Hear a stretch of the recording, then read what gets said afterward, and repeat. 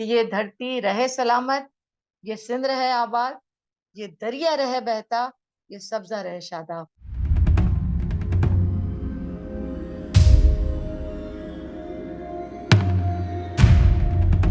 बिस्मिल्लाहिर्रहमानिर्रहीम।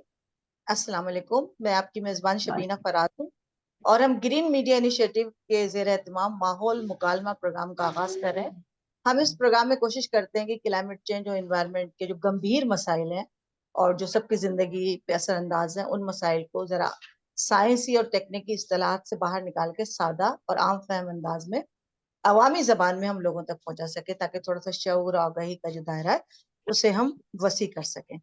मैं अपने तमाम मौजूद मेहमान का शुक्रिया अदा करती हूँ, वो सब लोग जो हमारे साथ ऑनलाइन है, और खुसूसन हमारे स्पीकर। ये चारों जो हैं किसी तारुफ के मोहताज नहीं है, मीडिया पर्सनालिटी हैं, आप इनको देखते रहते हैं, बहुत एक्टिव हैं और शानदार काम कर रहे हैं। बस मैं दो लाइनें इनके बारे में कहूंगी। वैसे भी सूरज को चिराग दिखाना मुमकिन नहीं, ये सारे सूरज ही हैं हमारे दौर के।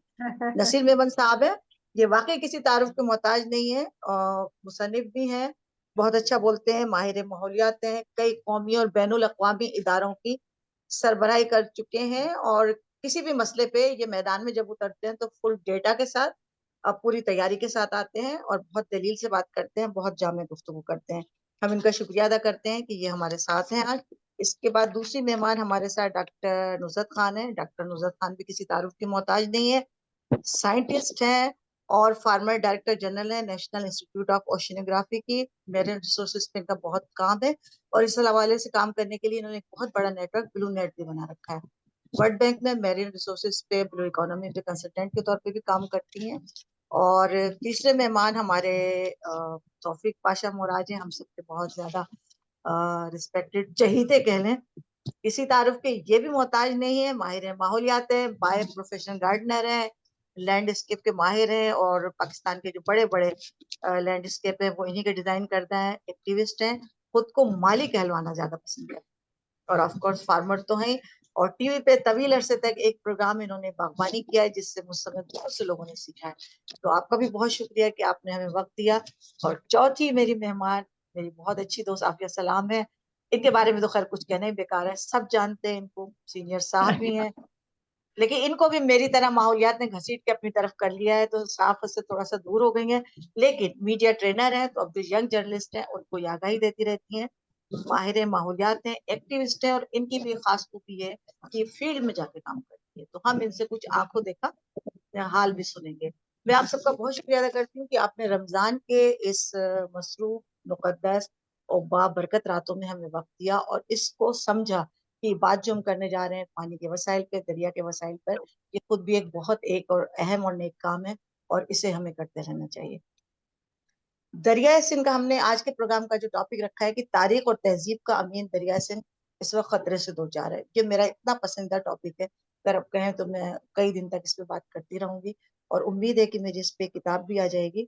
वैसे भी ये थोड़ा सा अपनी जो तालिब इल्मी का मेरा वो है, नॉलेज है, वो मैं आप एक्सपर्ट से शेयर करती हूँ कि देखिए, जो पानी हमारे लिए जिंदगी की जमानत भी है और अलामत भी है। जितनी बड़ी बड़ी तहजीबें दुनिया भर की, वो दरियाओं के किनारे परवान चढ़ती हैं, फलती फूलती हैं।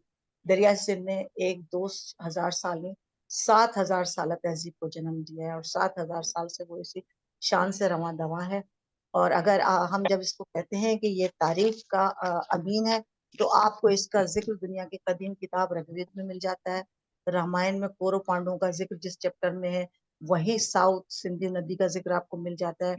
पारसियों की किताब में इसका जिक्र मेहरान नदी के नाम से आपको मिल जाता है।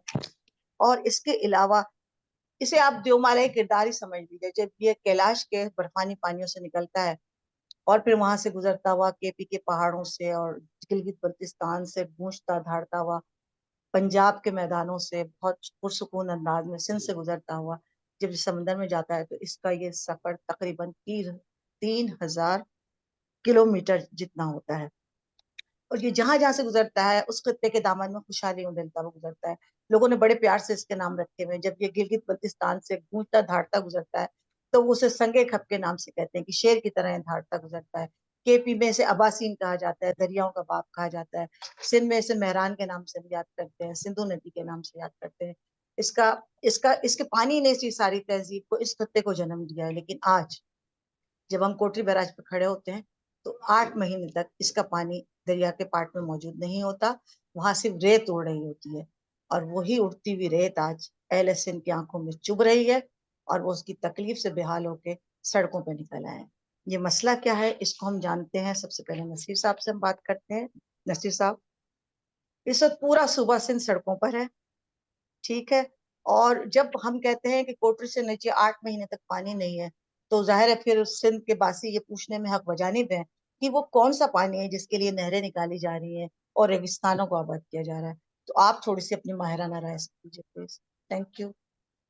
शबीना, बहुत शुक्रिया आपका। आपने इतने पढ़े लिखे लोगों के सामने खड़ा करके मेरे लिए बड़ा मसला पैदा कर दिया। वैसे भी आपसे कभी अच्छाई की तवक्को रही नहीं। अच्छा, आपने तस्दीक कर दी कि आइंदा भी ना की जाए। जी मैं कितना टाइम अवेलेबल है? 10-12 मिनट जी, है? बिल्कुल बिल्कुल, आप बोलिए। ओके, क्योंकि ये मौजू इतना वसी है और बाकी दोस्त भी बात करेंगे।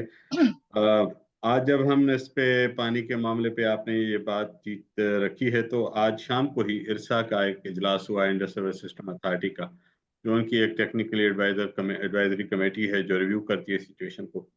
और उन्होंने खरीफ के लिए जो शॉर्टेज फोरकास्ट की है एज ऑफ टुडे, वो सिर्फ 43% है, कोई ज्यादा नहीं है, आप परेशान ना हुआ करें। ओनली 43%। फैंटास्टिक। और ताहम उन्होंने कहा कि हर महीने हम इसको रिव्यू करेंगे, हो सकता है विद उम्मीद कि चीजें बेहतर हों, बट इनिशियली 43% का शॉर्टफॉल है खरीफ में। 2 दिन पहले मेट्रोलॉजिकल डिपार्टमेंट ने जो सेकंड राउट एडवाइजरी इस साल की इशू की है, उसमें उन्होंने सिंध में 63% लेस देन नॉर्मल रेनफॉल दिखाया है ओवर लास्ट 6 मंथ्स। तो इससे आप अंदाजा करें कि 6 महीने में जो शॉर्टफॉल है सिंध में रेनफॉल का, वो 63% है, और नेशनल लेवल पे, कंट्री लेवल पे जो एवरेज है वो 40% लेस देन नॉर्मल रेनफॉल हुआ है। आगे का प्रोग्नोसिस भी अनफॉर्चुनेटली कुछ अच्छा नहीं है। जो मेरी इनफॉर्मल बातचीत हुई है मेटाफिज के दोस्तों से, वो तो कहते हैं कि काफी सिवियर हीट वेव्स एक्सपेक्टेड हैं। It seems like a very unkind summer is moving ahead, नजर आ रहा है। एक टर्म यूज की है मेटाफिज ने अपने हैंडआउट में कि फ्लैश ड्राउट। तो ये फ्लैश ड्राउट तो काफी एक सीवियर फॉर्म ऑफ ड्राउट है, जिसमें न सिर्फ लेस देन नॉर्मल रेनफॉल होता है, बट उसके साथ it is coincided with extremely high temperatures, and it eventually evaporates the residual soil moisture, which is the toughest situation. अभी पाजा साहब बात कर रहे थे कि मना किया गया कि कोई फसलें ना उगाएं। Yes, that's true. कई कैनाल्स पे इरिगेशन वालों ने लिखा है आबादगारों को कि हम बमुश्किल पीने का पानी दे सकेंगे, तो प्लीज कुछ भी ना उगाएं। ये सूरत हाल है। और इसी बैकड्रॉप के अगेंस्ट हमारे हुक्मरान कहते हैं कि बेतहाशा पानी जाया हो रहा है, बड़ा जुल्म हो रहा है सिंध में, सारा पानी ये सिंधी बहा देते हैं सिंध वाले। पता नहीं वो पानी कहाँ है। हम भी, हमारी भी ख्वाहिश है कि कभी आके ये हमें भी दिखा दें कि वो पानी कहाँ छुपा हुआ है, वो जखीरा हजारों मिलियन एकड़ फीट का जिसको सिंध वालों ने छुपा रखा है। 6 कैनाल्स का जो इस वक्त मामला है, जिसपे पूरा सिंध सड़कों पे है पिछले 5-6 महीनों से। लेकिन चूंकि हमारा जो सो कॉल्ड कौमी मीडिया है, उसको ज्यादा गटर का ढक्कन गुम हो जाए तो आसमान सर पे उठा लेते हैं। वैसे उस पे उठाना चाहिए, मुझे उससे कोई एतराज नहीं होता। गटर का ढक्कन भी हमारी जिंदगी में अहम जुज है, बच्चों की जाने जाती है। और हर चीज भी इम्पोर्टेंट है, बट समहाउ जो हमारा अनफॉर्चुनेटली जो 5-6 बड़े शहरों तक महदूद कैमरे हैं ना, उनका प्रॉब्लम है वो ये समझते हैं कि जो पानी है ये टैंकरों में बनता है, टैंकरों के अंदर कोई मशीन लगी होती है, उसका बटन ऑन होता है, वो पानी बन जाता है। इधर से हाइड्रोजन के 2 यूनिट डालता है, इधर से 1 यूनिट ऑक्सीजन डालता है, तो टैंकर से पानी आ जाता है। दूसरा उनका ख्याल है कि ये जो डालमिन का सुपर स्टोर है, इसके शेल्फ पे रोज सुबह चावल की बोरियां उगती हैं, शाम में आटे की बोरी उग जाती है, दोपहर में वहां अंडे भी शेल्फ में पैदा हो जाते हैं, और वहीं से तो हम ले आते हैं। ना खेतों में उगते हैं, ना आपके गराप और मलीर और घारों से कोई दूध दही की सप्लाई होती है, ना वहाँ के फार्म से अंडे आते हैं, ना कोई लाड़काना से चावल आता है, ना कोई फ्रूट आते हैं, ना कोई बाकी सिंध से गंदम आती है। ये सब कुछ सुपर स्टोर पे बनता है। लिहाजा अनफॉर्चुनेटली हमारा वो सो कॉल्ड, जिसे कौमी मीडिया, पता नहीं क्यों इसे कौमी कहते हैं, मुझे आज तक समझ में नहीं आया, उसके एक कंप्लीट डिस्कनेक्ट है चीजों के साथ। ना उनको पंजाब की हालात का आज पता है, आज के पंजाब का हालात का भी कई लोगों को नहीं पता। बोथ सिंध एंड पंजाब है shortfall of 51% of water today, आज का जो इरसा का डेटा है। ठीक है, पंजाब को थोड़ा सा एडवांटेज है, उन्हें मंगला डैम से कुछ पानी ज्यादा मिल जाता है, वहां पे ग्राउंड वाटर बेहतर है। ये दो एडवांटेजेस हैं जो पंजाब में आपको क्राइसिस नजर नहीं आता, इस तरह से लोग सड़कों पे नहीं निकलते। बट सिंध में ये सूरत हाल है कि तरबेला चूंकि अब डेड लेवल पे है, तरबेला में कोई स्टोरेज नहीं है, आपका जितना इनफ्लो है वही आउटफ्लो है। आज जो सखर पे पानी का बहाव है वो मेरा ख्याल है 11,000 क्यूसेक के पहुंच गए। तो पूरे सिंध में जो पानी है इस वक्त वो 20,000 क्यूसेक भी नहीं है, जबकि इस वक्त मेरा ख्याल है कि इस दिहाई में 35,000 क्यूसेक पानी सिंध को मिलना चाहिए 91 के अकार्ड के मुताबिक। Close to 50% shortfall right away है, और कुछ कैनाल्स पे तो जो राशनिंग हो रही है तो वहां 75 to 80% भी पानी शॉर्ट है। तो it's not less than a crisis. और ये फिर उन इलाकों तक महदूद नहीं रहता। जब गंदम कम आती है, जब राइस कम होगेगा, जब शुगर केन कम होगेगा, तो ये इवेंचुअली सुपर स्टोर के शेल्फ में प्राइस को डबल करेगा। और फिर हमें थोड़ा सा एहसास होगा, और हम फिर क्या करेंगे, ताजरों को कुछ ना कुछ कह देंगे उनके शान में, ये ताजर बड़े चोर हैं, पैसे खा ये करते हैं, मैं नहीं कहता, लेकिन उसका फिर ट्रेल कोई नहीं निकालता कि प्रॉब्लम कहाँ से शुरू होती है। सेकेंडली, पर्टिकुलरली फॉर कराची में दोनों डायमेंशंस ले लूं, एग्रीकल्चर इकोनॉमी तो पूरी कोलैप्स हो जाती है अगर पानी का शॉर्टफॉल और ये परसिस्ट कर गया तो विल बी इन ट्रबल। अगर मिड अप्रैल तक फ्लोज इंप्रूव नहीं हुए, will be in serious trouble. आपका राइस, आपका शुगर कैन, आपका बनाना, मैंगोज, वेजिटेबल्स, हर चीज को हिट पड़ेगी। और अप्रैल के थर्ड वीक तक हमें 40,000 से ज्यादा क्यूसेक पानी चाहिए, मई में 70,000 क्यूसेक हो जाता है। इस वक्त भी इस कर्दू में टेम्परेचर 10-11 टेम्परेचर, जो मेल्टिंग ग्राउंड्स हैं आपके, वो जब तक 20 से डिग्री से ऊपर नहीं जाएगा तो आप सब्सटेंशियल मेल्टिंग भी एक्सपेक्ट नहीं कर सकते। तो ये short term scenario is quite grim, unless के हमको बहुत अच्छा रेनफॉल मिल जाए। अभी हफ्ता एक तो उसकी तवक्कुआत नहीं दिखाई जा रही, बल्कि मेरे मेटाफिज के दोस्त कहते हैं कि हम लोगों को परेशान करने के लिए वो आउटलुक भी अभी डिक्लेयर नहीं करे, शायद 1-2 दिन में हो जाए। वो आउटलुक कहता है कि अपर इंडस बेसिन में भी less than normal rainfall expected है अगले 2 महीने, विच इज रियली परेशान कुन सिचुएशन। लेट्स होप के कुछ चीजें कहीं बेहतर हो जाएं, but as of today the situation is unfortunately bleak. Long term scenario क्या है? 22 मार्च को वाटर डे पे world water development report UNESCO ने इशू की है, वो आप डाउनलोड करके पढ़ लें। वो ये कहता है कि जो 10 बड़े ग्लेशियल मेल्ट पे डिपेंडेंट रीजन्स हैं, सारों के अंदर ग्लेशियल मेल्ट रैपिडली हो रहा है, वो लॉन्ग टर्म ड्राउट की तरफ जा रहा है। हिमालय हिंदू कश जो रीजन है जहां से इंडस को पानी मिलता है, हिमालय हिंदू कश से कोई इस रीजन के 10 बड़े रिवर्स को पानी मिलता है।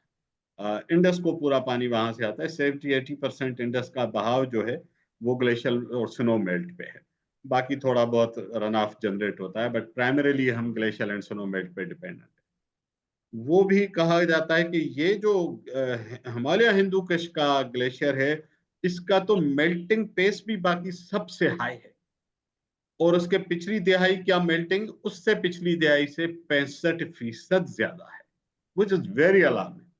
तो perhaps 3-4 decades down the road हम तो एक बड़े सीरियस वाटर डेफिसिट में रीजन जाने वाला है। तो लॉन्ग टर्म सिनेरियो, हम चूंकि लॉन्ग टर्म पे ज्यादा सोचते नहीं है, तवक्कली लोग हैं, एडाक पे हमने 70-75 साल से मुल्क चलाया, आज के दिन चलाते हैं, कल की रोजी अल्लाह के हवाले है, तो ज्यादा लॉन्ग टर्म पे कौन सोचता है? ये चीजें सोचने की है नहीं हमारे पास, आज का दिन गुजर जाए बस। तो अनफॉर्चुनेटली मैं थोड़ी सी ये जरा सा पैसिमिज्म आपको लग रहा होगा, but that's the situation where we are. But हमारे कमाल के तो हुक्मरान हैं जिनकी मैं अकल और हिम्मत और इस्तकलाल को दाद देना चाहता हूँ। इन हालात में भी 6 कैनाल्स उनको चाहिए। आप इतना हौसला हौसला देखें, बस बाकी चीजों को भूल जाया करें, अज़्म और इस्तकलाल देखें हुक्मरानों का। है पानी नहीं है, रेत बहाएंगे, लेकिन कैनाल भी बनेंगे, डैम्स भी बनेंगे। जो उनकी मुखालफत करेगा वो यकीनन मुल्क जिन कैनाल्स की बात हो रही है उनमें अगर एक एक की डिटेल में जाएंगे तो लंबा टाइम लग जाएगा। द समरी इज कि ये 6 स्ट्रेटेजिक कैनाल्स, पता नहीं अब स्ट्रेटेजिक कैनाल्स क्यों है ये मुझे अभी तक समझ नहीं आया, किसके लिए स्ट्रेटेजिक है, what is so strategic. 3 canal उसमें ऐसे हैं जो जनरल मुशर्रफ के दौर में बन चुके थे, उसके कोई फॉलोइंग फेजेस होने, लेकिन चूंकि इस पूरी प्रोजेक्ट को नेशनल लुक भी देना होता है, लिहाजा उन्होंने जो बने भी हुए वो भी शामिल करके तासुर जाके बड़ा कोई कौमी लेवल का मंसूबा बन रहा है पानी के लिए। द फैक्ट इज कि अगर आप कैनाल वाइज जायजा लेंगे तो actually चौबारा canal which is phase 2 of greater थल कैनाल और चोलिस्तान, इस पे सारा जोर है। अगले 2-4 मिनट में मैं चोलिस्तान को एक्सप्लेन करके इसको वाइंड अप करूंगा। व्हाट इज चोलिस्तान, जिसकी वजह से पूरे सिंध में सबसे ज्यादा जो परेशानी है वो चोलिस्तान और चौबारा कैनाल।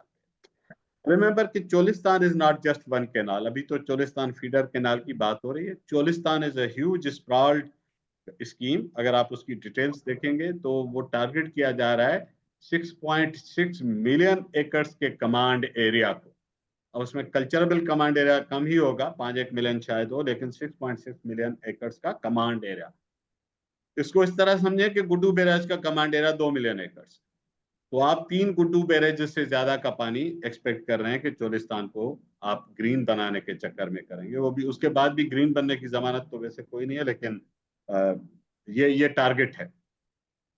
उसमें ग्रेटर चोलिस्तान एक कंपोनेंट है, स्मॉलर चोलिस्तान दूसरा कंपोनेंट। स्मॉलर चोलिस्तान का सिर्फ फेज 1 है जो अभी सामने आया है, which is called Cholistan feeder canal, और अब उसको जरा मजीद कौमी रंग देने के लिए शहीद महफूज कैनाल का भी नाम दिया गया है। कोई यकीनन कोई हमारा ऐसा होगा अफसर या जिसने जान दी होगी, उसके लिए मुझे बेहद एहतराम है। मैं नहीं चाहता कि ऐसे लोगों के नाम आप कंट्रोवर्शियल स्कीम्स में लाके खामखा उनके अच्छे नाम को भी आप कंट्रोवर्शियल बनाते हैं, विच इज नॉट गुड। तो वो कैनाल जिसकी बात हो रही है उसका फेज 1 और 2 अगर मुकम्मल हुआ तो ये 12 लाख एकड़ जमीन सीधा सीधा उसकी कमांड है। उसके लिए कहा यह गया है कि यह सतलुज के सलेमान की बैरेज से एक नहर निकलेगी। जहन में रखिएगा कि सतलुज की रिवर 1960 में हम दे चुके।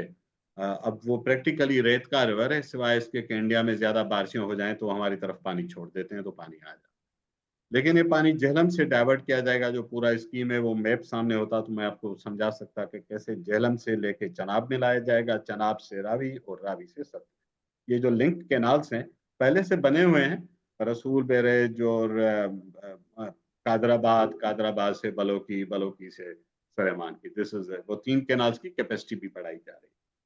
पहले ये कहा गया इरसा के पास जब वाटर अवेलेबिलिटी सर्टिफिकेट लेने गए तो कहा गया कि सिर्फ शफमाही 6 महीने का कैनाल होगा, बारिशों में और सैलाब पे बने पे उसको ऑपरेट करेगा, लेकिन होगी उस पे कारपोरेट फार्मिंग। अब ये तो ज्यादा अकल तो ऊपर वालों को होती है, हम जरा बेअकल लोग हैं, लेकिन उस बेअकली में भी सोचते हैं कि ये कारपोरेट फार्मिंग सीजनल कैनाल पे तो दुनिया में हमने कहीं नहीं सुनी। क्यों? कारपोरेट फार्मिंग तो बड़ा एक पूरा प्लान्ड स्कीम है, आपको इंटरनेशनल ट्रेड के बिजनेसेस के आप एग्रीमेंट साइन करते हैं, पूरे आप सप्लाई के system, they are lot of detail. ये हो नहीं सकता। ये डे 1 से मैंने ये क्वेश्चन रेज किया था कि कभी भी कारपोरेट फार्मिंग जिसमें आप ग्रेन को और प्रोड्यूस को, ग्रॉस को एक्सपोर्ट कर रहे हो, पर्टिकुलरली आपका क्लेम है कि हम यूएई और सऊदी को बेच के डॉलर और रियल कमाएंगे, तो ये तो सीजनल कैनाल पे नहीं। You needs guaranteed supply of water. वो कहाँ से आएगा? वो तो सतलुज में नहीं है। किस्सा मुख्तसर ये कि अगर आप झेलम का पानी उधर ले जाएंगे तो उसी झेलम पे जहां से आप पानी डाइवर्ट कर रहे हैं रसूल बैरेज से, उसके डाउन स्ट्रीम पे नीचे पंजनद और त्रिमू बैरेजेस हैं, उनकी अपनी कैचमेंट्स हैं, तो वहां लाजमन शॉर्टफॉल होगा क्योंकि पानी नया तो नहीं आएगा।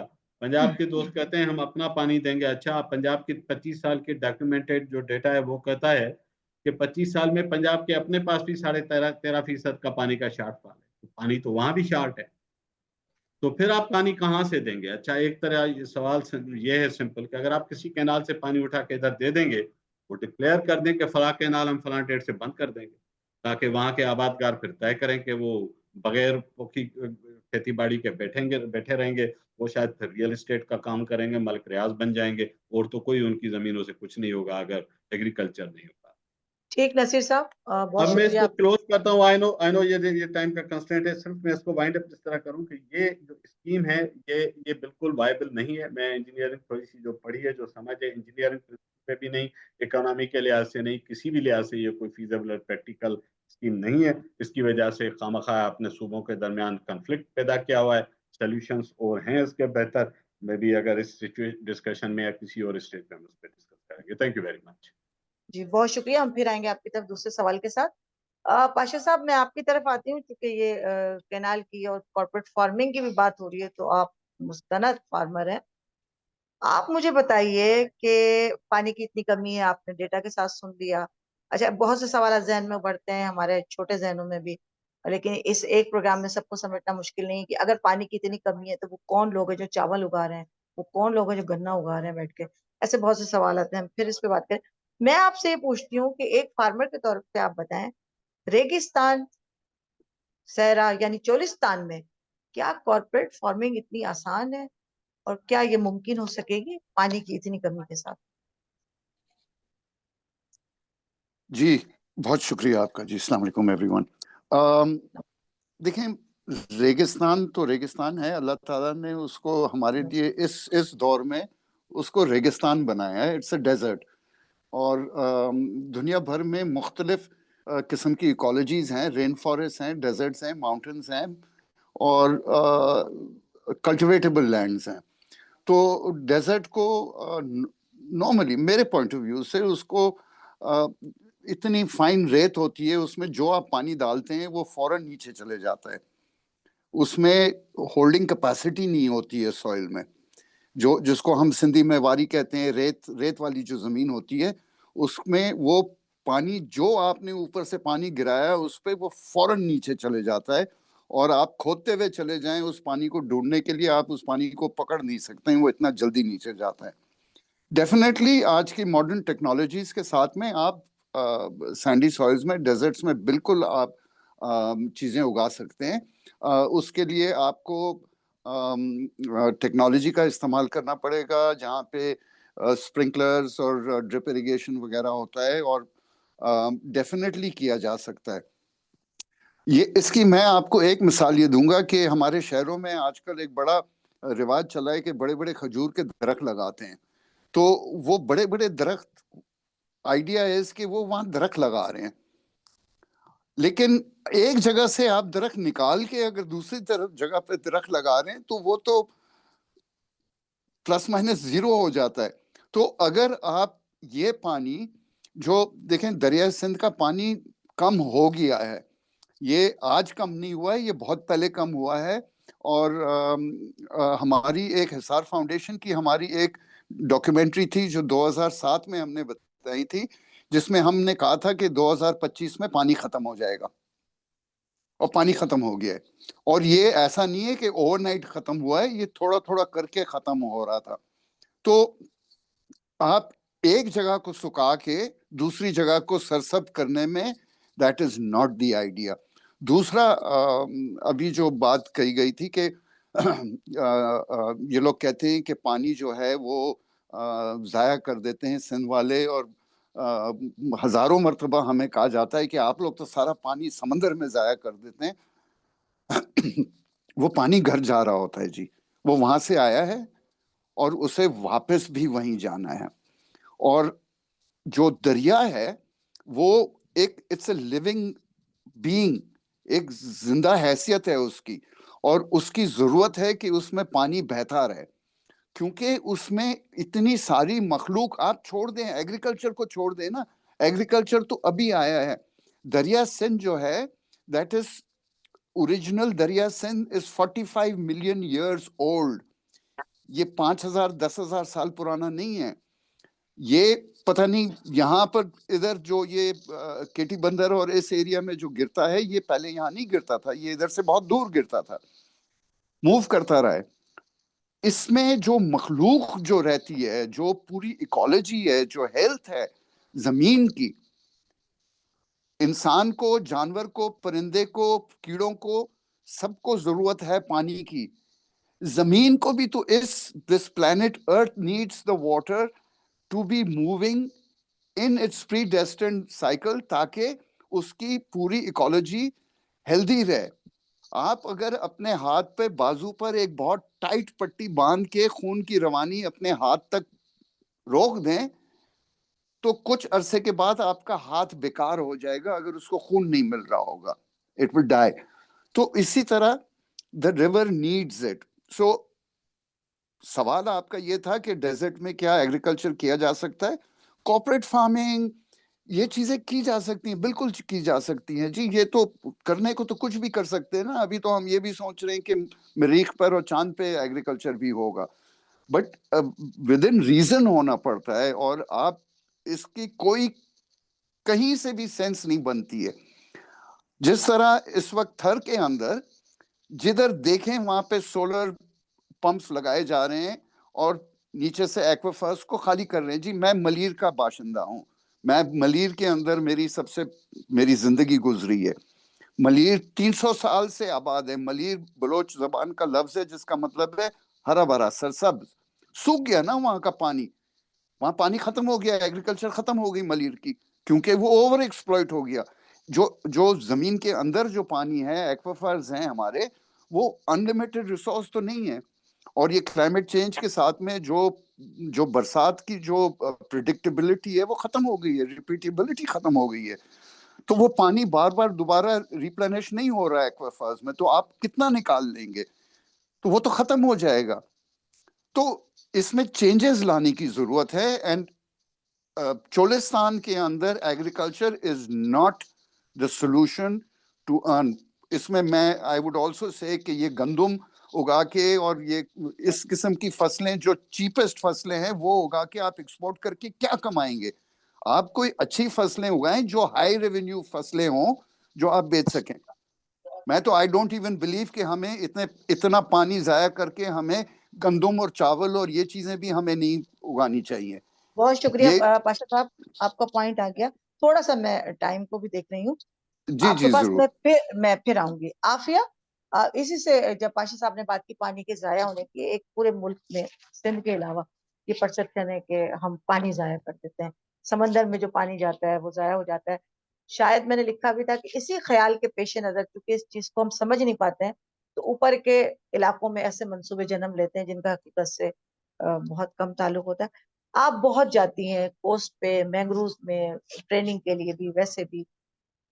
आप मुझे बताइए कि क्या ये पानी जाया होता है, और वहां के लोगों को इस पानी की कितनी जरूरत आपको नजर आती है? बहुत शुक्रिया शबीना।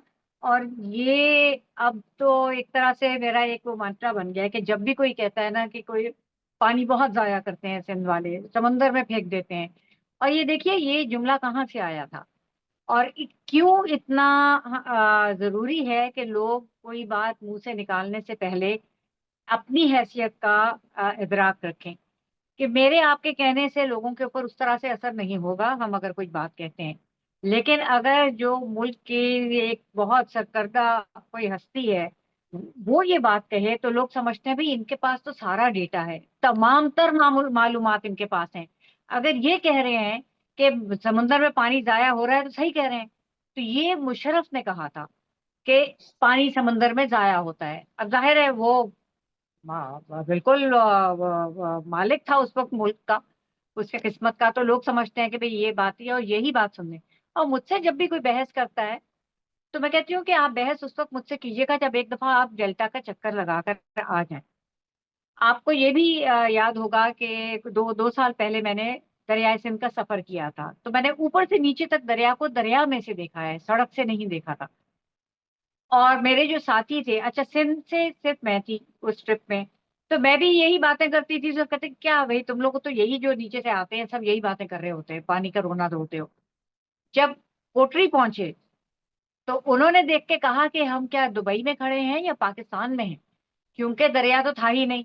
और ट्रकों के ऊपर कश्ती लाद के हमें अपना सिर्फ वो बात पूरी करने की खातिर हम कोस्ट तक गए और खारोचान पे जाके कश्ती डाली और फिर हम समंदर के रास्ते केटी बंदर और फिर कराची तक गए। सो ये हकीकत है कि आपका दरिया समंदर तक पहुंचता नहीं है। जैसे पाशा ने कहा कि वो तो उसका आगाज भी वहीं से होता है और वही उसकी डेस्टिनेशन है। और वो समंदर तक सिर्फ पानी नहीं जाता है। हम लोग अक्सर सिर्फ पानी पे बात करते हैं।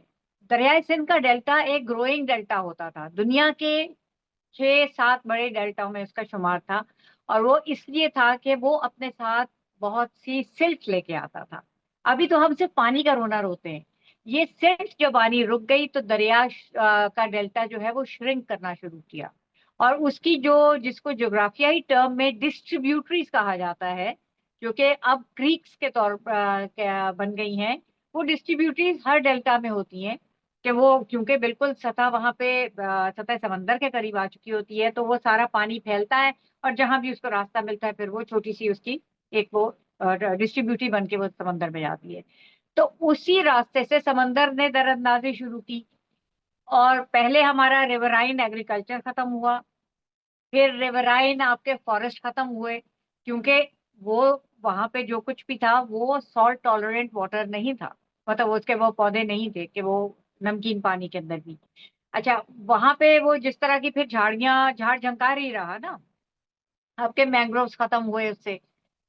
तो उससे जितना नुकसान है, लोग ये नहीं देखते कि एक की कड़ी दूसरे से मिलती है। दरिया का पानी वहां तक ना आने से मैंग्रोव्स की पूरी इकोलॉजी जो है वो डिस्टर्ब हुई, उसकी पूरी हैबिटेट लॉस की वजह से आपकी मरीन लाइफ जो है वो कम हुई। पाकिस्तान की एक तीसरी बड़ी एक्सपोर्ट हुआ करती थी अब से कोई दो दहाई पहले, मरीन प्रोडक्ट्स। लेकिन आपके मरीन प्रोडक्ट्स तो फलती फूलती हैं आपके मैंग्रोव्स में, वो उनकी अफजाइश की जगह है।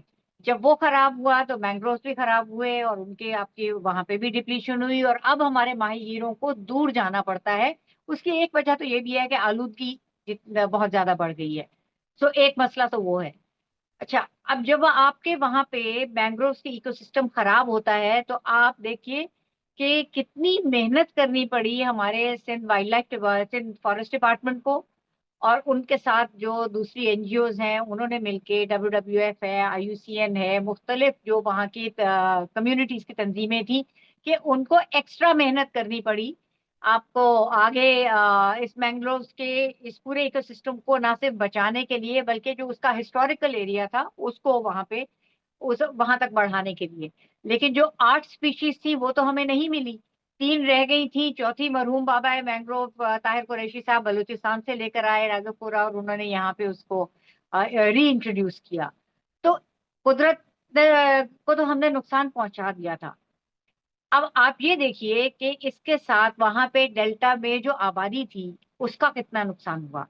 वहां के लोगों की तमाम मईशत बदल गई, मुआशरत बदल गई, उनको वहां से निकल के जाना पड़ा, और गुर्बत का वहां पे जो है तनासुब बहुत बढ़ गया। वो 7-8 लाख की आबादी थी, अब मुश्किल से कोई 1-1.5 लाख लोग रहते हैं, छोटे छोटे जजीरे हैं वहां पे भी और डेल्टा में भी।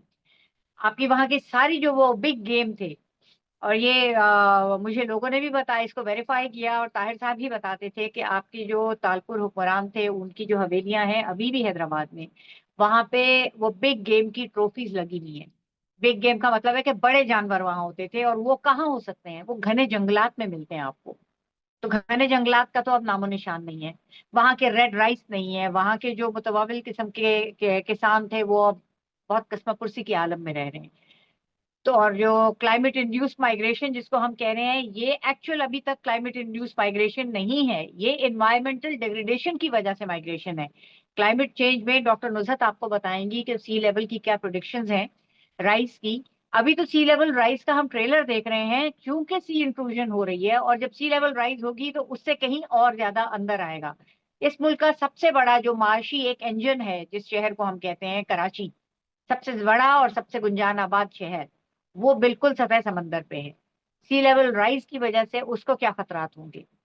तो अच्छा, दूसरी चीज जो अभी नसीर ने कही, मैं उसकी तरफ जरूर तवज्जो दिलाना चाहती हूँ कि मेट डिपार्टमेंट की जो एक प्रेडिक्शन तो कम बारिश की है ही और पानी की कमी की है। ड्राउट का मतलब है कि कहत साली की तरफ जाएंगे। कहत साली का सिर्फ ये मतलब नहीं है कि आपकी जो खेती बाड़ी है उस पर असर होगा या पानी कम होगा। लैंसेट दुनिया का सबसे ज्यादा एक मोतबर किस्म का मेडिकल जर्नल है। लैंसेट की अब से 3 साल पहले की रिपोर्ट थी, 3 या 4 साल पहले की, जिसमें उसमें कहा गया था कि 50 डिग्री से ज्यादा टेम्परेचर पे आपकी जो ह्यूमन बॉडी की फंक्शनिंग है वो कॉम्प्रोमाइज हो जाती है। तो जब ये आपके कहत साली, इसका मतलब है कि आपके टेम्परेचर्स बढ़ेंगे, बारिश आपकी कम होगी, तो गर्मी की शिद्दत की तरफ भी नसीर ने इशारा किया है। उस गर्मी की शिद्दत में आपके सिर्फ खेती बाड़ी मुतासर नहीं होगी, इंसान जो वहां रहते हैं उनके काम करने की सलाहियत भी मुतासर होगी।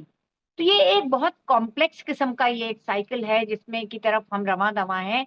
और ऐसी सूरत में इस तरह के जो स्कीम्स जब आती हैं तो पानी एक टेक्निकल, एक साइंटिफिक वो जो एक आपकी गुफ्तगू होनी चाहिए, उससे हटके पानी का मौजू फिर सियासत और हिजान की तरफ हो जाता है। ठीक है, तो ये चीज किसी सूरत में भी नहीं होनी चाहिए। आप जरूर ग्रीन पाकिस्तान अगर आप बनाना चाहते हैं तो आपको पानी का ज़िया सिर्फ डेल्टा में नजर आता है।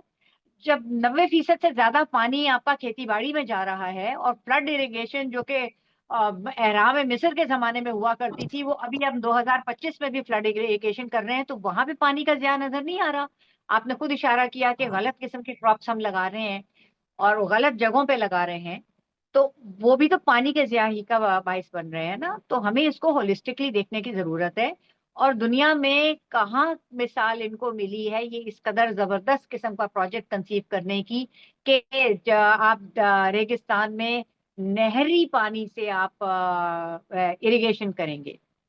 खुली नहरें होती हैं हमारी, आपके वहां रेत के टीले, शिफ्टिंग सैंड ड्यून्स होते हैं, उसके अंदर रेत इतनी होगी, आप उससे हाई एफिशिएंसी इरिगेशन कैसे करेंगे? वहां चलिए सिर्फ काफी है, इरिगेशन हो सकती है। बहुत शुक्रिया। आपने बहुत अच्छे से वजाहत की।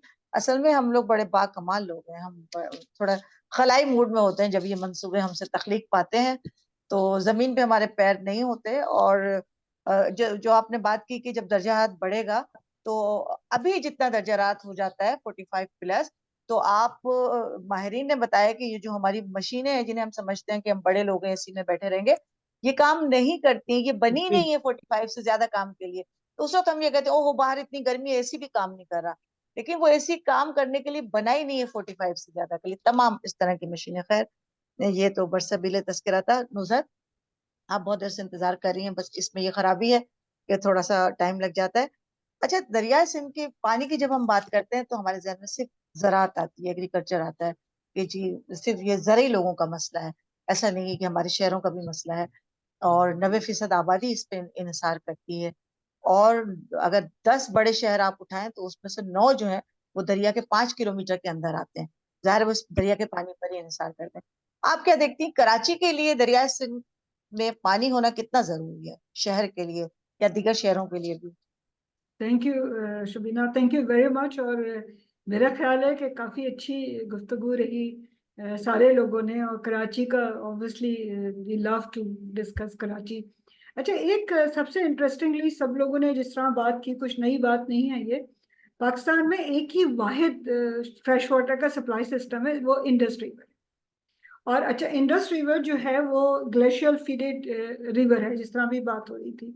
तो इस दफा जो वर्ल्ड वाटर डे और वर्ल्ड ग्लेशियर डे मनाया गया इंटरनेशनली, तो ये सिर्फ हमारा कंसर्न नहीं है बल्कि हमारे कंसर्न को इंटरनेशनली भी पोर्ट्रेट किया गया। मतलब हमें भी ये बात बावाज ये बात करनी चाहिए, क्योंकि हमारा जो एक वाहिद रिवर है वो ग्लेशियर मेल्टिंग के साथ उसकी फीडिंग भी है और उसका इफेक्टिव भी है। तो एक तो ये हमें इंडोर्स करना चाहिए, और आज के बाद जो हमारी रिसर्च और टॉपिक हो उसमें हम ग्लेशियर्स को जरूर डिस्कस किया जाए और सिंध की जो डिस्ट्रीब्यूशन ऑफ वाटर उनके साथ बात की जाए। अच्छा, कराची का जो सबसे बड़ा एक अलमिया है वो इंडस रिवर सप्लाई सिस्टम है, हमारे पास एक ही है। 90% वाटर जो है वो इंडस रिवर से हमारे पास आता है, कैंचर लेक, और वहाँ से फिर डिफरेंट जो हमारे KWSB है उसके थ्रू पानी हमारे शहर में आता है। अच्छा, इस जो पानी हमें सप्लाई किया जाता है वो हमारे डिमांड का, अभी जैसे नासिर साहब ने भी कहा, नसीर साहब ने, कि वो पूरा नहीं करती। हमारी कोई 1200 के करीब हमारी डिमांड है और हमें लेस देन 600 फीड किया जाता है। अच्छा, उस लेस देन 600 में भी प्रॉब्लम ये है कि बहुत सारी लीकेज है, माफिया है, थेफ्ट एंड थ्रेट्स हैं उसके साथ, और फिर पोल्यूशन भी है। हम सालों से जो बात कर रहे हैं वो हम प्रॉब्लम्स की बात करते हैं कि हमारे पास ये इश्यूज चल रहे हैं। हमारा जो वाहिद, अच्छा, हमारे पास 2 रिवर होते थे, लियारी और मली रिवर होते थे। वो बेसिकली सीजनल या रेन ड्रेन्स होते थे। जो रेन वाटर था वो उसको सप्लाई करता था, और वो हमारे पास एक सॉर्ट ऑफ फ्रेश वाटर का ये नाला बन गया बाद में, और उसके बाद इंक्रोचमेंट हुई और लोगों ने उसके ऊपर एक हाउसिंग और चीजें, उससे हमारे पास 2 नुकसान हुए। एक तो ऑब्वियसली फ्लडिंग जो हमारे कोस्टल एरिया, और दूसरा जो हमारा छोटे मोटे जो पानी के रिजर्वायर थे वो हमने खत्म कर दिए, जिसमें हम रेन वाटर या फ्लैश रेन्स जो होती थी उनको हम कंटेन कर सकते थे, वो हमारी कोस्टल एरिया की जो जरूरत थी उनको हम पूरा कर सकते थे। तो इस पे क्योंकि पूरी बात करनी चाहिए, और किसी वक्त हम सिर्फ लियारी और मिली रिवर पे हम जरूर बात करेंगे कि वो कितना सिग्निफिकेंस थे कराची के वाटर सप्लाई सिस्टम में, और जब वो नहीं रहे तो हमने अपने पानी को एक और तरीके से हमने रोक दिया। अच्छा, हम पानी नया तो पैदा नहीं कर सकते। आफिया अभी ट्रैवल करके आई है, हमने ट्रैवल किया था 2015 और मे बी अर्लियर। हम एक प्रोजेक्ट कर रहे थे, हमारे पास एक प्रोजेक्ट था मैंग्रोव का और न्यूट्रिएंट एंड वाटर फ्लक्स का। तो हमने कोशिश की कि इंडस का हेड देखा जाए, और फिर यहाँ जो हमारे पास रिवर्स हैं उनको हम थोड़े से उसको मॉनिटर। लिटरली जब मैं पहली दफा इंडस रिवर में मैंने वॉक की, and I was surprised and crying कि ये तो वाटर सप्लाई सिस्टम है, इसमें हम चल कैसे सकते हैं। पहले तो हमें ये यकीन ही नहीं आया कि हम इंडस रिवर में चल रहे हैं, और ये कहीं दूर की बात नहीं है, कोठी बैराज की बात है। और हम बड़े उससे गए थे प्लान करके कि हम बोट करेंगे और बोट के साथ हम सैम्पलिंग करेंगे और चीजें करेंगे। लेकिन जब हम वहां पहुंचे और हमने वो जो ड्राइनेस देखी है रिवर की, अनबिलीवेबल। मेरा अपना सजेशन ये है, जो हमने एनआईओ में भी किया था, कि हमने एक जब सी वाटर इंट्रूजन का प्रोजेक्ट हमने लॉन्च किया तो सारे जो पॉलिसी मेकर्स थे, हमारे जितने पॉलिटिशियंस थे, उनको हमने बाकायदा उन एरियाज को विजिट कराया। तो मेरी आप क्योंकि लिखती हैं और आप सारे मीडिया के साथ हैं, और मैं भी आजकल कहीं, हमने पूरा पिछले रमजान में दिनों दुनिया में हमने वाटर कंजर्वेशन चीज़ों की बात की, वेकअप पाकिस्तान किया, तो किसी हद तक हम भी ये पोर्ट्रेट कर रहे हैं। तो मेरा ख्याल है कि जो मीडिया के लोग हैं वो they should go down to the Kotri barrage, उसकी पिक्चर्स बनाएं, और वो सोशल मीडिया पे जाके वो बात करने की जरूरत है कि पानी जाया तो बहुत दूर की बात है, पानी होगा तो जाया होगा ना। हम डिस्कशन पानी के जाया होने का तो उस वक्त करेंगे जब पानी अवेलेबल होगा। जब पानी अवेलेबल ही नहीं है तो किस जाया की बात कर रहे हैं।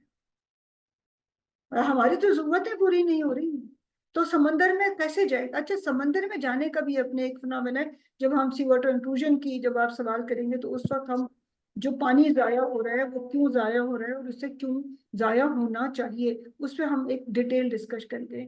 लेकिन इस वक्त जो कराची की जो सप्लाई सिस्टम है उसको मेरा ख्याल है एक अच्छी एडवोकेसी के लिए एक दफा को down to the Kotri barrage जाके और उसको देखा जाए और उसको लिखा जाए कि जिस दरिया का पानी सूख रहा हो तो उस दरिया में पानी क्रिएट कैसे किया जाएगा, उसकी इक्वल डिस्ट्रीब्यूशन कैसे होगी, कराची वालों को उनका शेयर कैसे मिलेगा। कोई मुआवजा जी, होगा, कोई मुआवजा आप होगा आप मुझे। आप मुकम्मल कीजिए बात। हाँ, बस मैं ये बात मुकम्मल करके फिर जब दोबारा, तो क्या कोई मुआवजा होगा कि दरियाई सिंध में पानी आएगा और वो पानी कराची वालों का जो 1200 चाहिए उनको वो हमें मिलेगा। तो मैं यहाँ थोड़ा ठीक, सा ब्रेक करती हूँ और उसको फिर आगे जी, कंटिन्यू करेंगे। लेकिन दिस इज वेरी इंपॉर्टेंट कि ये जाना जाए कि जाया नहीं हो रहा, पानी है ही नहीं। बिल्कुल जनाब, बहुत शुक्रिया नुजरत, आप सब इतने बाकमाल लोगों के, आप सबके साथ 2-2 घंटे का अलग सेशन एक्सक्लूसिव होना चाहिए। मेरी आवाज आ रही है? अच्छा नसीर साहब, आपकी तरफ आ रही हूँ। आपने जैसे बताया भी, और मैं डिपार्टमेंट के अलर्ट्स हम देख रहे हैं मुसलसल जारी हैं ड्राउट्स के कि 40% कम बारिशें हुई हैं। मैं आपको थोड़ा सा पीछे ले जाऊं। यूएसआईडी और इंस्टीट्यूट, क्या नाम है, इंटरनेशनल वाटर मैनेजमेंट इंस्टीट्यूट की कोई कॉन्फ्रेंस हुई थी, आपको याद होगा। तो उसमें जो माहिरीन थे उन्होंने कहा था कि 2050 तक ग्लेशियर मेल्टिंग की रफ्तार इतनी तेज हो जाएगी कि हमें डर है कि दरिया सिंध एक मौसमी दरिया ना बन के रह जाए। ठीक है। अब जो दरिया में पानी की कमी है वो आप सब बता चुके हैं, हमने सब डिस्कस किया। और ये साल जो है यूएन के तहत ग्लेशियर का साल भी करार दिया गया, और पहली बार 21 मार्च को ग्लेशियर डे भी मनाया गया ताकि ग्लेशियर की जानिब तवज्जो मौजूद हो। एक तरफ ये हाल है कि ग्लेशियर तेजी से मेल्ट हो रहे हैं, दरियाओं में पानी की कमी है, दूसरी तरफ हम नहरें निकाल रहे हैं, डैम्स बन रहे हैं। तो ये जो फरमाइशी प्रोग्राम है, इनकी रोकथाम के लिए हम कोई कॉन्क्रीट सोल्यूशन पेश कर सकते हैं? जी, हम मसाइल के साथ साथ उनके हल के ऑप्शंस भी हैं, लेकिन प्रॉब्लम यह है कि हल की बात वहां कोई सुनेगा जहां अकल, दलील और लॉजिक को कोई मानता हो। अब यहाँ या तो हो ना कि दलील की ताकत हो, कुछ लोगों के लिए ताकत ही दलील है, तो वो और कुछ सुनने को तैयार नहीं होते। अब हमारे पास अपॉर्चुनिटी है, वो अपॉर्चुनिटी क्या है? वो है हमारी जो प्रोडक्शन कैपेसिटी है। मैं आपको एक ऑफिशियल डॉक्यूमेंट रेफर करता हूं, ज़रई तरक्याती बैंक का 2020 की एक रिपोर्ट है, जो ये कहती है कि पाकिस्तान में जो पैदावारी सलाहियत है ज़रई शोबे की मजमूई तौर पर, इसी पानी इसी ज़मीन से, वो उसकी अपनी असल सलाहियत का जो पैदावार इस वक्त होती है वो महज 38% है। गोया हमारे पास 62% की लॉस्ट अपॉर्चुनिटी है, कहीं ना कहीं हम वो 62% खो रहे होते हैं। आप पानी से शुरू करें, दरिया से लेके जहां आप केनाल हेडवर्क से पानी छोड़ते हैं, वहां से आपके जो फार्म तक पानी पहुंचता है, फार्म गेट तक, वो 20% एवापोरेट होता है और कम से कम 40% पानी के और लॉसेस। तो अगर आप 40% पानी के लॉसेस को समझें कि ये कम से कम 5-6 कालाबाग डैम्स के बराबर है। तो लेकिन चूंकि पानी की कंजर्वेशन में सीमेंट और सरिया नहीं आता, ठेकेदारियां नहीं होती, तो उसमें किसी की दिलचस्पी भी नहीं होती। उसको करके क्या करेंगे? क्यों ना डैम बनाए जाए, बहुत बड़ा पैसा है, बहुत सारी माफियाओं का भला हो जाता है। तो इस वजह से हम देखें, हमारे पास जैसे क्लाइमेट चेंज में एडेप्टेशन हमारा ऑप्शन है, वाटर सेक्टर में कंजर्वेशन हमारा ऑप्शन है। आप छोड़ें समंदर में कितना पानी जाता है, कभी किसी ने गिनती की है कि कितने बेंगलोज की लान में कितना पानी जाता है, गोल्फ कोर्सेज में कितना जाता है? लाखों कारें रोज धोई जाती हैं, मुंह तो शायद हम छठे महीने धोते हैं, कार रोज धोते हैं। तो कितने पानी के लाखों लीटर वो जाया होते हैं, उस पर कोई बात नहीं करेगा, क्योंकि उमरा के पास होता है, वो केटी मंदिर के गरीब के पास तो होता नहीं है।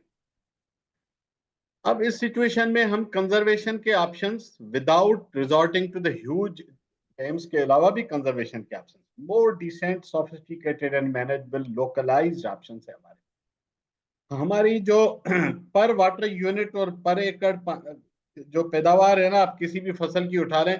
अभी हम ब्राजील और चाइना और इजिप्ट से अपनी गंदम और कॉटन को कंपेयर नहीं करते।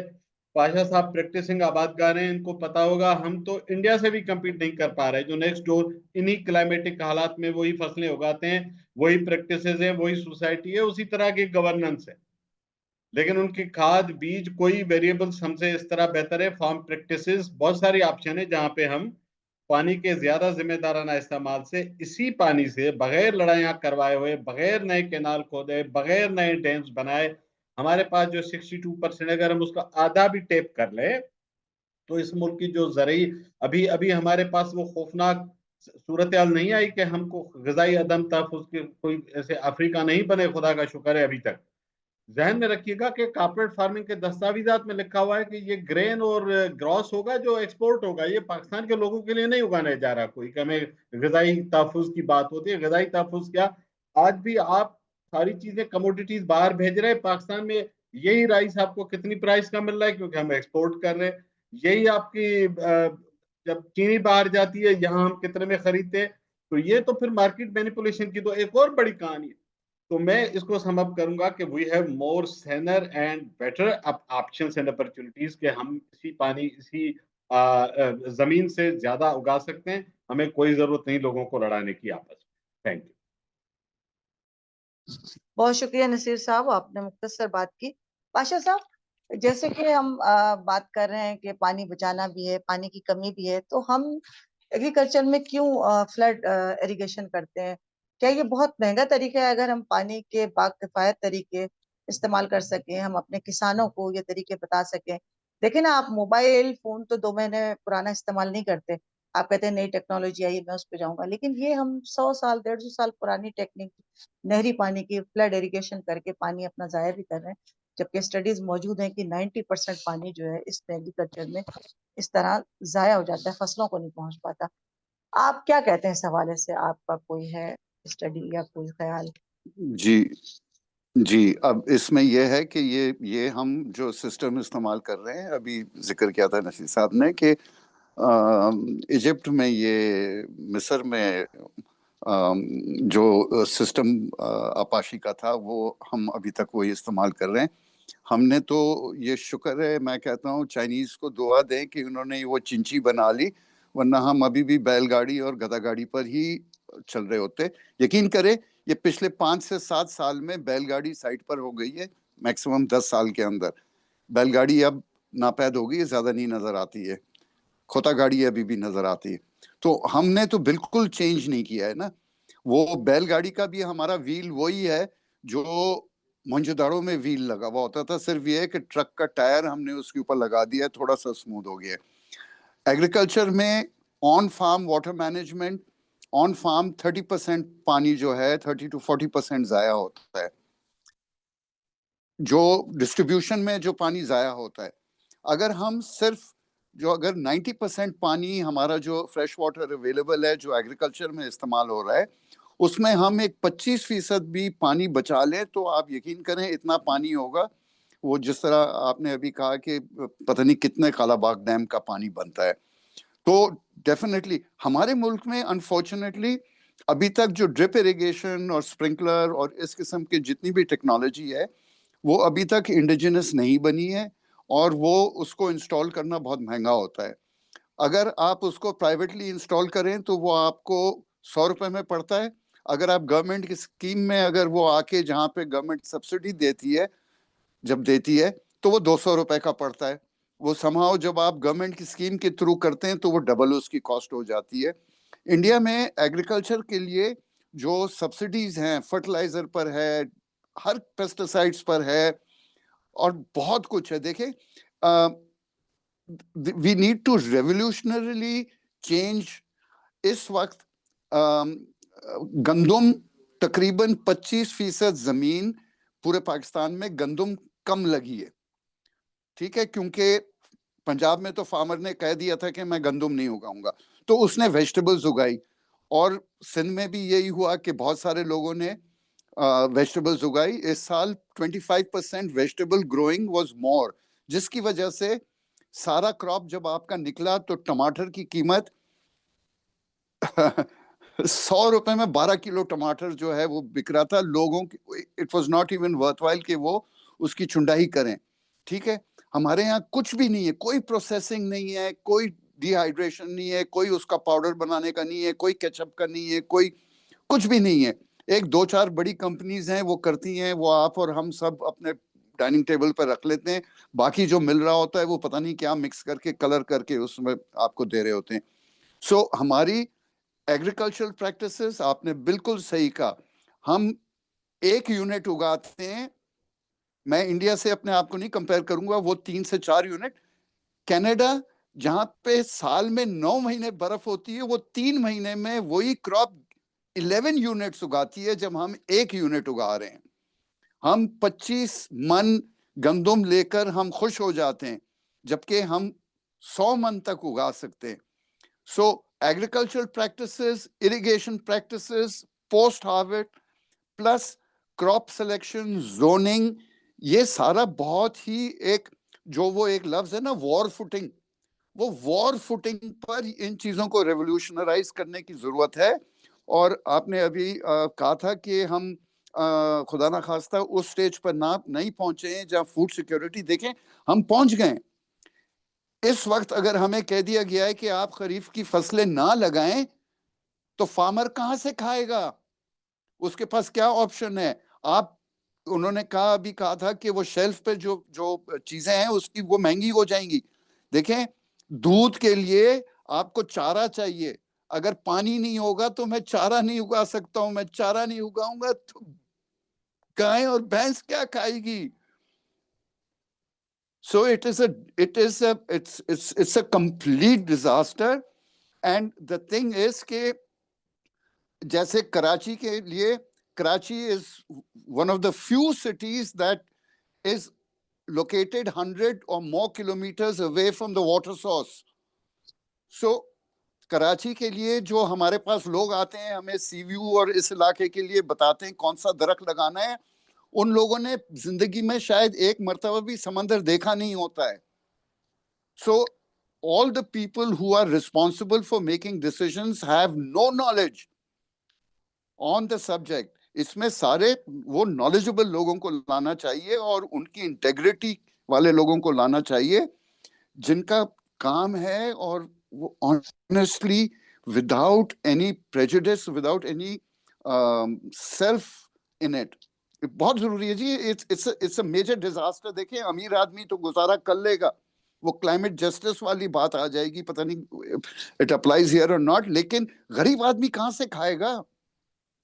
बिल्कुल पाशा वो साहब, कैसे जिंदा बहुत रहेगा? और आपने बात की थी 50 डिग्रीज 45 डिग्रीज, एक जमाना था सिर्फ सिब्बी में वो टेम्परेचर पहुंचता था, अब तो वो पूरे पाकिस्तान में वो 50 डिग्रीज पहुंच रहा है। बिल्कुल।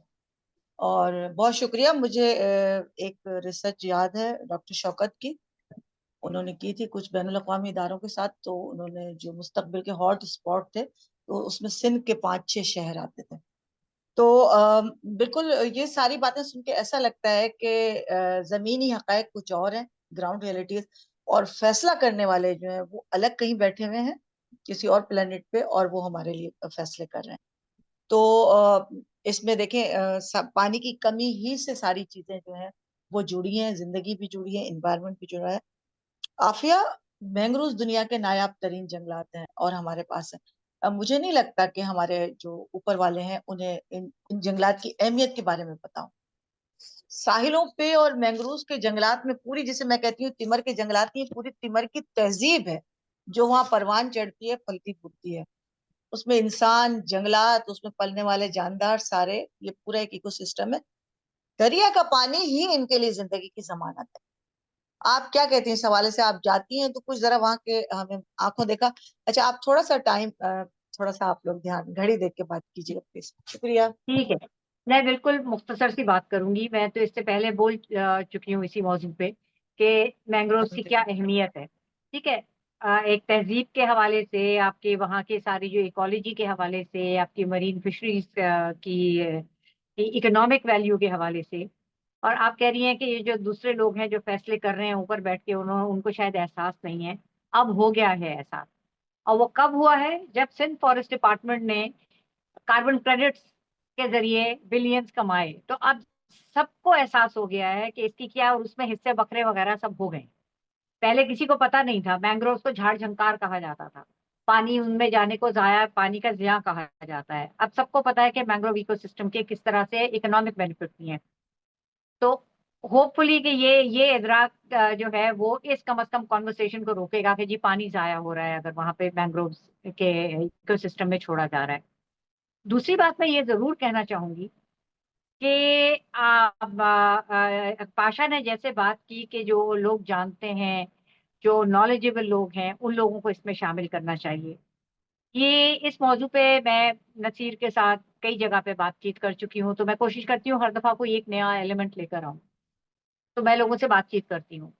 मैंने लम्स में वाटर एंड टेक्नोलॉजी इंस्टीट्यूट है, उसके हेड से बात की है। टंडोजाम यूनिवर्सिटी हमारे यहाँ पे है। पानी के हवाले से सेंटर ऑफ एक्सीलेंस आपका जामशोरो में है, बहरान यूनिवर्सिटी में। वहां पे किसी एक्सपर्ट को कंसल्ट नहीं किया गया। ठीक है, एरिड एरिड जोन यूनिवर्सिटीज हमारे और जगहों पे भी हैं, पिंडी में भी है और जगहों पे भी हैं।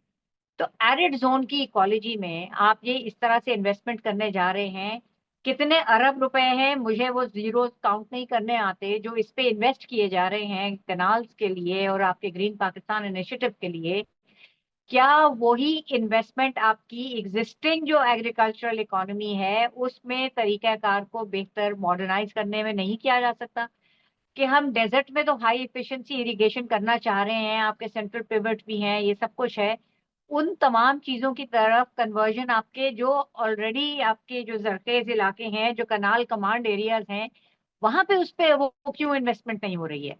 वहां पे फार्मर्स की ट्रेनिंग क्यों नहीं हो रही? वहां पे क्यों सब्सिडीज नहीं दी जा रही कि आपके ये मॉडर्न एग्रीकल्चर मॉडर्नाइज किया जाए एग्रीकल्चर को? वर्ल्ड बैंक ही की जो पाकिस्तान एट 100 की रिपोर्ट थी, उसमें क्रॉप पर ड्रॉप जो है पाकिस्तान का दुनिया में सबसे बुरा है। हम वहां पे इम्प्रूवमेंट के लिए इन्वेस्टमेंट क्यों नहीं कर रहे कि हमारी यील्ड पर एकड़ जो है वो ज्यादा हो? और हम एक जंगल बयाबान जो जंगल तो है नहीं, वो बयाबान ही है बिल्कुल, उस जगह को जाके हम वहां पे उसको जरखेज करना चाह रहे हैं। और जो जरखेज इलाके हैं उनका क्या? मतलब उसको किस तरह से जस्टिफाई हम कर रहे हैं कि वहां पे आप पानी बेचेंगे, आप क्रॉप नहीं बेच रहे होते, जो आप एक्सपोर्ट करते हैं, आप पानी एक्सपोर्ट करते हैं, पानी के ऊपर कोई टैक्सेशन नहीं है, तो बेसिकली मुफ्त का पानी हमारा जा रहा होता है जो हम एक्सपोर्ट करते हैं कमोडिटीज, क्योंकि मार्केट में आप वो अगर प्राइसिंग करेंगे तो फिर कम्पीट नहीं करते। तो ये कौन ऐसे अक्लेकुल बैठे हुए हैं जो इस तरह के फैसले कर रहे हैं? वो आके बात तो करें माहिरीन से। कोई आपने एकेडमिक रिसर्च कराई है? कौन सी आपके पास कंपैरिजन है?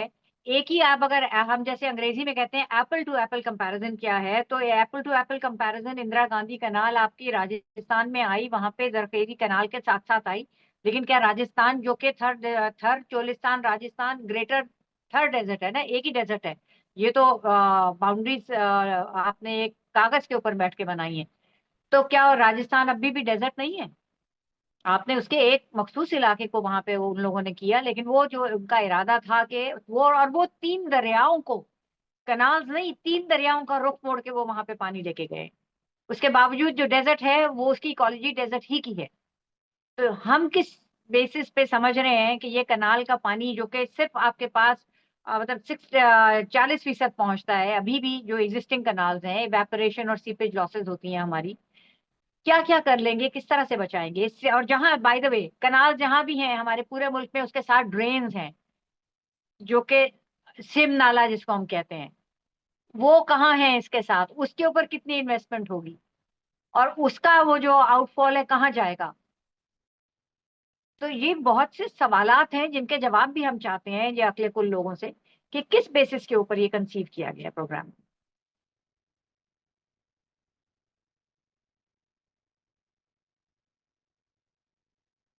जी शबीना, मैं बात मुकम्मल कर लिया है। जी आफिया, बहुत शुक्रिया।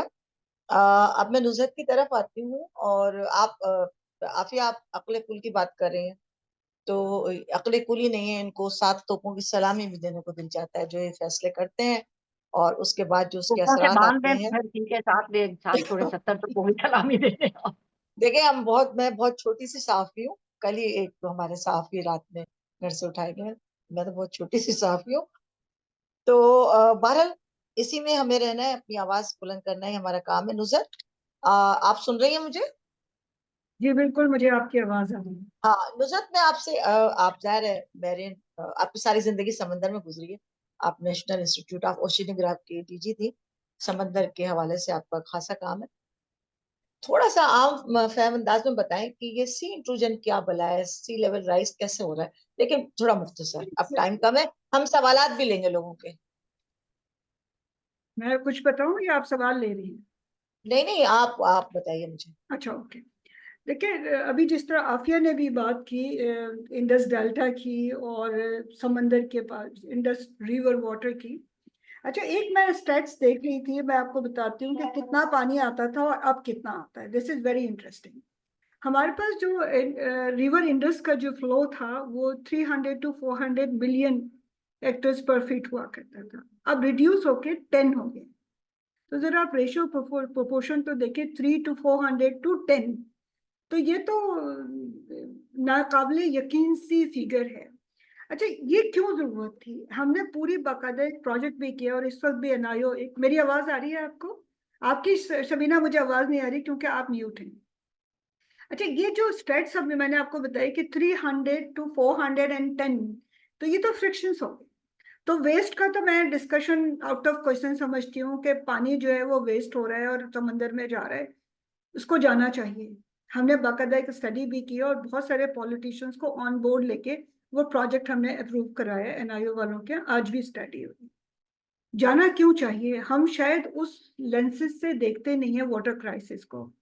जब हमारा ऊपर से पानी नहीं आ रहा डेल्टा के अंदर समंदर से, तो हमारा सी जो है वो इंट्रूड कर रहा है, वो अपना रास्ता बना रहा है। तो तकरीबन 1.4 बिलियन हेक्टेयर जो फर्टाइल लैंड है वो सलाइन हो गई, और ये बहुत बड़ा नंबर है। और जिसमें जो एरिया इफेक्टेड है वो केटी बंदर, शाह बंदर, घोड़ाबारी, जाती, घारो, ठट्टा, बदीन, ये वो एरियाज हैं जहाँ पे बहुत अच्छी फर्टाइल एग्रीकल्चर लैंड थी, जो इस वक्त हम कहते हैं समंदर बुर्द हो गई। और अगर यही स्पीड रही तो हमारी बजाय से कि हमें मना किया जाए क्रॉप करने के लिए, हमारे पास जमीन ही नहीं रहेगी। एक तो हमने अपनी एग्रीकल्चर लैंड को उस पानी बचाने के लिए हमने उसको अनफर्टाइल कर लिया, नॉट फिट फॉर बहुत सारे प्राइम क्रॉप्स के लिए। दूसरा, जब सी इंट्रूड करता है तो आपके जो ground water, fresh water resources हैं उनको भी तो कंटामिनेट करता है, उनको भी तो स्लाइन करता है, जिसपे हम बात नहीं करते कि वो पानी जो 300-400 से 10 रह गया है वो आपका फ्रेश वाटर अवेलेबिलिटी को रिड्यूस डाउन कर रहा है, स्पेशली इन कोस्टल एरियाज में। तो हम इसको क्यों नहीं लिखते और बात क्यों नहीं करते कि हम तो जाया। अच्छा, एक तो ये हमारे दो फिनोमेना वेरी इंपॉर्टेंट कि अगर हमारा पानी जाता रहता, इंडस डेल्टा में आता, तो आपकी एग्रीकल्चर लैंड प्लस आपके फ्रेश वाटर रिसोर्सेज रिचार्ज हो रहे होते, एक। दूसरा, जो आपका समंदर, जो रिवर इंडस आता था तो वो बहुत सारे सेडिमेंट फ्लो अपने साथ लाता था जो आपके मैंग्रोव को नरिश करती थी। एक तो न्यूट्रन लाता था, दूसरे सेडिमेंट लोग लेके आता था। आपका जो मैंग्रोव है वो नर्सरी ग्राउंड है बहुत सारी कमर्शियली इंपॉर्टेंट फिशरीज का, जिस तरह आप ने बात की। तो इसका मतलब है आपने दोनों लाइवलीहुड को रिड्यूस कर दिया, एक फिशरीज को भी आप रिड्यूस डाउन कर रहे हैं, आप एग्रीकल्चर को भी रिड्यूस डाउन कर रहे हैं, और प्लस आप फ्रेश वाटर रिसोर्सेज को भी रिड्यूस डाउन कर रहे हैं। कॉस्ट क्या है? अच्छा, एक पॉजिटिविटी इसमें क्या है, अब क्या नया क्या हो रहा है और पानी की अहमियत कहाँ जा रही है, और वाटर इकोनॉमी अब अपने आप को कैसे प्रूव कर रही है। इस वक्त जो सबसे बड़ा ट्रेड हुआ है हमारा, कार्बन ट्रेड जिसे कहते हैं, कार्बन क्रेडिट के लिए, वो हमारे मैंग्रोव फॉरेस्ट का हुआ है। ठीक है, हमने उसको ट्रेड किया फॉर अनदर 50 ईयर्स के लिए, लेकिन ऑक्सीजन हमारी है, और वो जो लाइवलीहुड ग्रो होगी जिसमें nursery ground fisheries and commercially important fisheries का होगा, वो भी तो हमारी लोकल कम्युनिटी के लिए बेनिफिट होगा। लेकिन मेरा सवाल अगेन इस वक्त फॉरेस्ट्री वालों से है कि क्या हमारे पास वो वाटर रिसोर्सेज हैं कि हम अपने उस डेल्टा को स्ट्रेंथिंग कर सकें। बहुत सारी बात की जा सकती है सबीना, लेकिन क्योंकि इस वक्त अब लोगों को मेरे ख्याल है काफी थक भी गए होंगे रोजा रख के, तो एक कंक्लूडिंग करके मेरा ख्याल है कि हम आगे बात खत्म कर लेंगे। बहुत सारी बातें की जा सकती है लेकिन मैं यहाँ रुकना चाहती हूँ। जी बिल्कुल, बहुत शुक्रिया नुज़र। और मैं वही कह रही थी कि शायरों ने कहा था कि सहरा में अजान देने की जरूरत है। हम सहरा में जाके खेत उगा रहे हैं, जंगल उगा रहे हैं, ये किसी शायर ने नहीं कहा था। अब देखिए, गवर्नमेंट ही की वेबसाइट पे है कि 48 लाख एकड़ जमीन जो है वो इस ग्रीन पाकिस्तान के लिए, कॉर्पोरेट फार्मिंग के लिए मखसूस की गई है। और उसमें भी ये है कि आप वो जमीन ले सकते हैं, लेकिन कम से कम 1000 एकड़ ले सकते हैं, और उस पे जो है जदीद मॉडर्न इरिगेशन का निजाम कायम कर सकते हैं। तो ये तो तय है कि ये गरीब लोगों के लिए, मेरे आप जैसे लोगों के लिए, ये मंसूबा किसी और के लिए है। हम ऐसे चमत्कारी लोग हैं कि हम अपने जरखेज जमीनें, बागात काट के वहां रिहायशी बस्तियां बसाते हैं और फिर चलते हैं जाके सहरा को आबाद करने के लिए। मतलब हमारे जैसे लोग तो शायद ही दुनिया में कहीं मिल सकेंगे आपको। अब हम सवाल जवाब लेने के लिए अपने पैनल फ्लोर को ओपन करते हैं। अगर किसी का सवाल है तो वो हाथ उठाए, हमें बताए, उसको अनम्यूट करते हैं। क्या पूछना चाहते हैं कोई, और किससे पूछना चाहते हैं? कौन है पहले? फरिया जी, प्लीज। फरिया, फरिया का कोई क्वेश्चन है मेरे ख्याल में? म्यूट कर दो जी। फरिया, अस्सलाम वालेकुम। मेरा नाम फरिया फातिमा है और जर्नलिस्ट भी रही हूँ, और आजकल मैं ट्रांसपेरेंसी इंटरनेशनल पाकिस्तान के साथ काम कर रही हूँ। आप में से काफ़ी सारे लोग मुझे जानते होंगे क्योंकि मैं आप सबकी किसी न किसी तरह स्टूडेंट रही हूँ। आप सबसे मैंने बहुत कुछ सीखा है। आफिया साहिबा मौजूद हैं, तौफीक साहब भी मौजूद हैं, शबीना स्पेशली। अच्छा नसीर साहब, मेरा आपसे ये सवाल है कि सिंध की सियासत में जो है वो जागीरदार और ज़मींदार जो हैं वो ज़्यादातर फ़ाल हैं, और जो इस वक्त कौमी असम्बली में और सूबाई असम्बली में भी मौजूद हैं। तो क्या उन्हें इस खतरे का इदराक नहीं है कि उनकी अपनी ज़मीनें भी तो बंजर होने जा रही हैं? और क्या सिंध के दानिश्वर और पढ़े लिखे तबके ने इस बात की कोशिश की कि इस तरह से बेसिमत एहतजाज के बजाय वो एक बाकायदा कलेक्टिव जो है वो उन सियासतदानों के साथ पहले गुफ्तगू करें और फिर उनके ज़रिए जो है एक कॉन्क्रीट कोई जो है वो इस हवाले से इक़दाम उठाया? जी शुक्रिया। पाकिस्तान की सारी सियासत जागीरदारों के कब्जे में होती है। वो कुछ देहात के जागीरदार हैं, कुछ शहरों के जागीरदार हैं, सारे जागीरदार कोई रियल एस्टेट मास्टर्स हैं। वो एक क्लास का कब्जा है ना सियासत पे। अब ये जो फॉर एग्जाम्पल आप अगर लैंडेड एरिस्टोक्रेसी की बात करें उनको इसलिए फिक्र नहीं होती कि वो बदतरीन हालात में भी अपने हिस्से का पानी खींच के ले आते हैं। You know how water is controlled in this country. किसी को पीने का भी ना मिले तो उनको अपने हिस्से का तो पानी वो निकाल ही लेते हैं। दूसरा ये कि उनके स्टेक्स, उनके उनके रिस्क लेवल वो नहीं है। हमारा और आपका या छोटे आबादगार का जो गुजर सफर है वो पानी के इस छोटे से बहाव पे होता है। उनको अगर किसी की 5,000 एकड़ जमीन है तो अगर 1,000 एकड़ भी आबाद हो गई तो उसको वो फिक्र नहीं होती।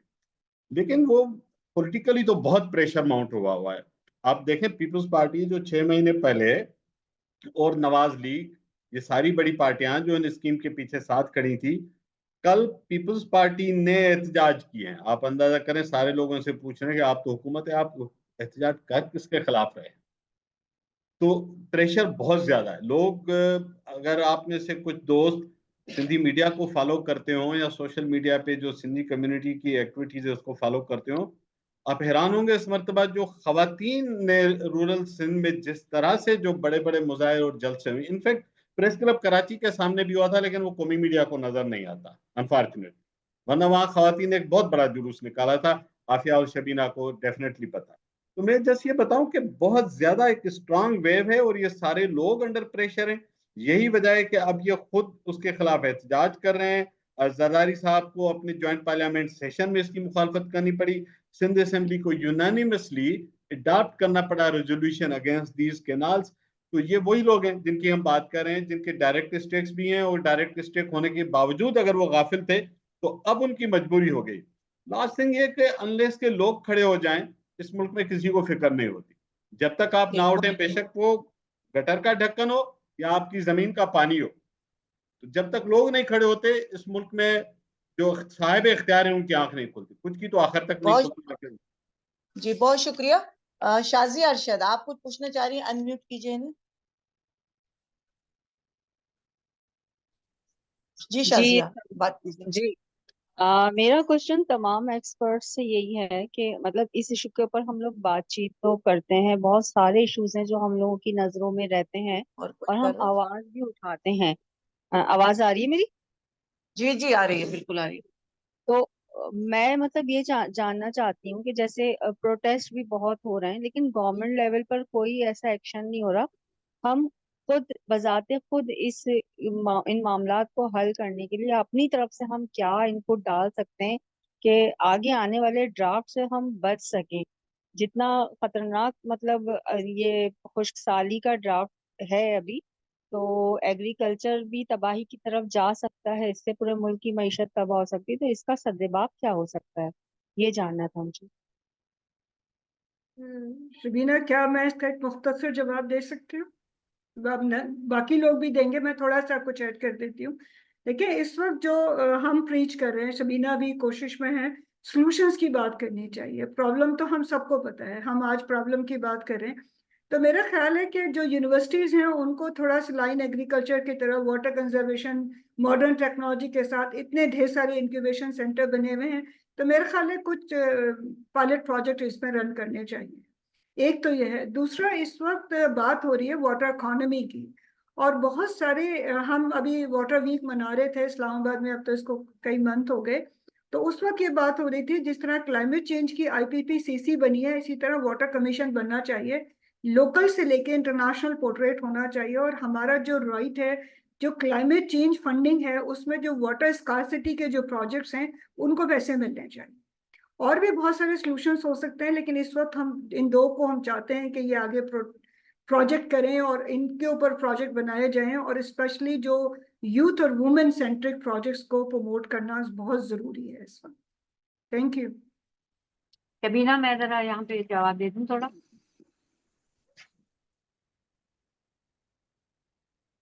शबीना, जी जी बोलें। अच्छा, देखिए ये जी बिल्कुल बोलिए। सही कह रहे हैं कि हमारे जो, जिसकी तरफ मैंने भी इशारा किया था, हमारे पास यूनिवर्सिटीज हैं, वाटर इंस्टीट्यूट्स हैं, थिंक टैंक्स हैं। तो वहाँ पे इसके लिए बहुत से जो सॉल्यूशंस हैं वो मौजूद हैं रिसर्च में। उनसे मांगी तो जाए, उनके साथ ताल्लुक तो जोड़ा जाए ना। ये जो मैंने आपसे कहा था कि ये नामालूम कोई अक्ले कुल जो हैं वो जिस तरह के फैसले कर रहे हैं, असल फैसले वहां होने चाहिए। दूसरा, जो फैसले की बात है सियासी तौर पे भी, और आपके एडमिनिस्ट्रेटिवली जो फोरम मौजूद हैं, ये सारे फैसले वहां होने चाहिए। काउंसिल ऑफ कॉमन इंटरेस्ट जो है वहां पे ये मामला आना चाहिए था और वहां से वो डिसीजन फ्लो करना चाहिए था। उसके बाद जो आपके नुमाइंदे हैं वो पार्लियामेंट के अंदर है, पार्लियामेंट में इसको डिबेट होना चाहिए था। ये एहतजाज के बाद ये डिस्कशन अब हो रही है। So this is like putting the cart before the horse. ये फैसला आपने पहले कर लिया और डिस्कशन अब इसलिए हो रही है क्योंकि इस पे एहतजाज शुरू हुआ है।